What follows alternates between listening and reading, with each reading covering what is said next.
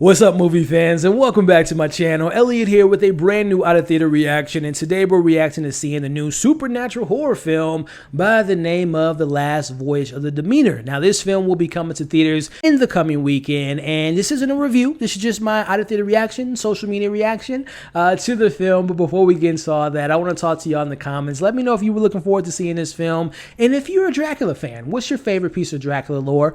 Movies, shows, novels, name some of them in the comments section. But speaking of Dracula, man, since I was a little kid, man, I've always, number one, I love horror. It's my favorite genre, but I love supernatural horror, vampires, werewolves, things that go bumping in the night. That's like my speed. That's my cup of tea, right? Some would say it's in my blood, pun intended. But no, in all seriousness, I just really enjoy vampire stories. I like a new take on the lore, and I love a new take on Dracula. So getting to my thoughts, I will say, production-wise, the film looks good, right? I thought it looked well handled, especially taking place a time period, it's a timepiece. I like the way that the hair, the makeup, the design, the way they carried themselves, the way they spoke, as well as tonally speaking, the atmosphere is very atmospheric. It's creepy. The tone is consistent throughout the film. Like, you're on this boat, you're in the middle of the ocean. There's not a lot of places you can run when Dracula's chasing you. So I thought tonally, atmospherically, production-wise, that stuff was handled well.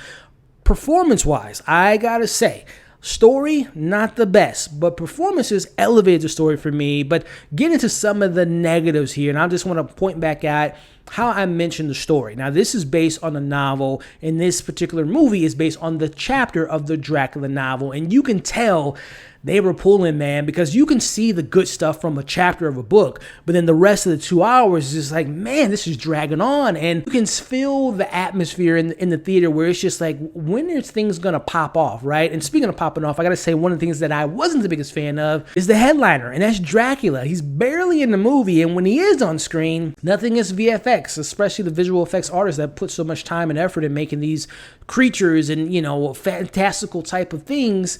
I prefer practicality, man. I did not like the design of Dracula, and I didn't like the fact that he's barely in the movie. And there's some like plot holes, some logical things that I didn't really enjoy, but I think the pacing's really off.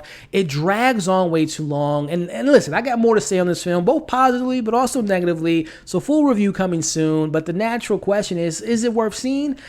I think it's enough there to appreciate what's on the screen, but it didn't really hit the mark for me, especially being that I'm a big fan of Dracula and vampires and all that stuff. So full review coming soon, but based on everything I just said, and also based on your excitement, let's have some conversations in the comment section. I appreciate you all watching this out of theater reaction. If you enjoyed yourself, consider hitting the like button, sharing this video, leaving your thoughts in the comments, but also consider subscribing. If not, I might know a vampire that might have to change your mind. I'm joking, but thank you all for watching this out of theater reaction, and I'll catch you all on the next video.